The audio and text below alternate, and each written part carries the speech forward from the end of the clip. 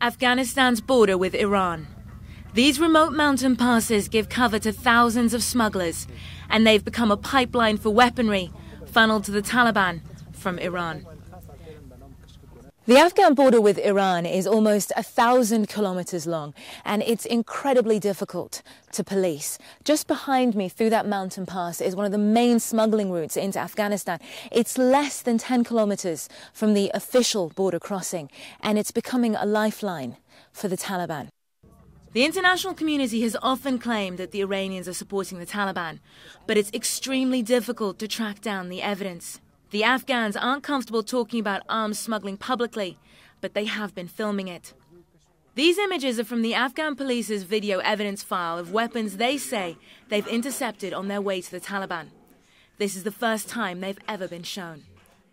Plastic explosives, hand grenades, phone cards and propaganda booklets, and rows of the mines used in roadside attacks against international forces.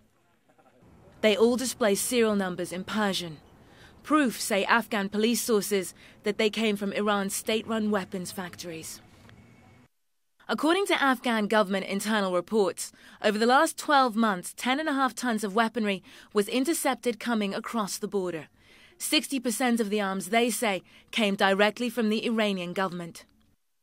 We visited the Islam Qala border crossing on the Afghan-Iranian border in Herat, a province with centuries-old cultural and economic ties with Iran.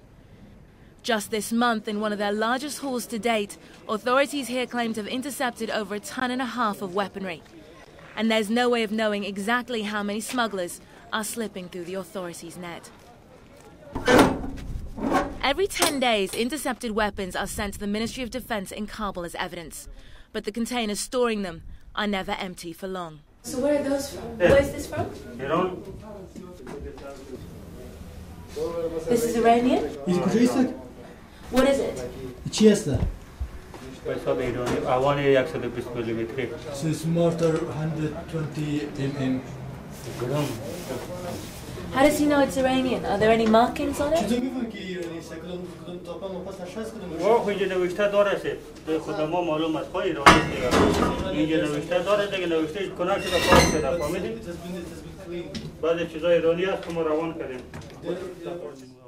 Off camera, his commanding officer is upset that the soldier has identified the weapons to us as Iranian.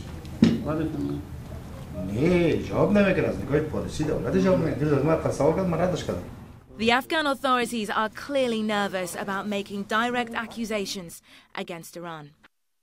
But some officials are ready to voice their frustration. Today you see for yourselves what we have discovered. All the international monitors have seen it. You yourselves can check to see which country has made it. Check the marks on the weapons and the type and go and tell the world. We've actually been given access to 2 pieces of evidence of the Iranian support for the Taliban. Here you've got a Russian missile, and this is a roadside bomb. It's Iranian made. You can see the serial number here is written in Persian. Afghan officials told us the Russian missile was evidence that Iran was also buying weapons from Russia to send on to the Taliban. In a statement, Iranian representatives said these allegations were fabricated to divert attention from the damage created by foreign forces in Afghanistan. But the British government claims that Iran is playing a dangerous double game. In one of its strongest statements to date, the Foreign Office said, at the same time as supporting the legitimate Afghan government, Iran is undermining it by providing weapons and training for the Taliban. Iranian support for the Taliban is totally unacceptable and undermines any international confidence in Iran's good faith.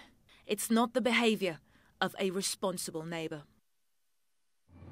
We traveled from the western border to Kunduz in the northeast of Afghanistan, where we met a senior Taliban leader. He insisted on anonymity, but told us that the Taliban were increasingly reliant on the Iranian border. Day by day, the Iranian border becomes more important for us. As you know, now in Pakistan there are many problems for the Taliban. The Pakistanis are imprisoning many of us. The Pakistani border is more and more closed now. Shiite Iran has never had much time for the hardline Sunni Taliban movement, but it does want a place at the negotiating table over Afghanistan's future. Western officials are convinced the Islamic Republic is attempting a delicate balancing act, providing the Taliban with just enough support to bog down international forces and the Afghan government in a war of attrition. Nima Elbagir, CNN, the Afghan-Iranian border.